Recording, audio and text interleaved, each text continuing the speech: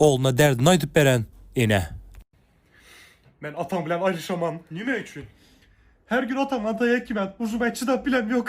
Yine el götürtmeyin özünüze. Nime vurduras sözünüzü? Elini götürecek vaktaydın. Kaz yazı beremen elini yiyinle den. Ben senin sulucan kanımaz, ben senin kaptanın den. Gerek olsa lişli menen dedeme protif çıkamam. Yok yok yine bir gezek elini götersin. İkimiz de maddeli kvartire çıkıp özgünüz yüzümüzden görebilemeyiz. Şunçalıp çıdap geldiniz. Ucu yaşam bir yere geldi. Halı büyünem el götüredi size.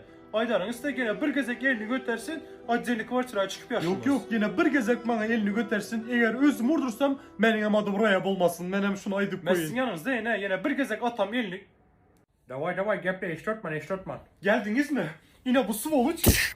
Bana nime dedi? Atam sizi her gün uğrat dedi, atamdan ayrılışın dedi.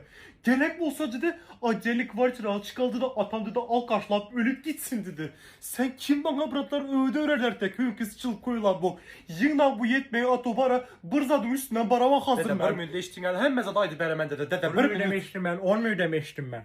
Sen de Ay dede Kara gayrem gül otuptu ya. kıyızgarın kışı. Sen de meşrep öpsem. Ben ne işettim benim orasız.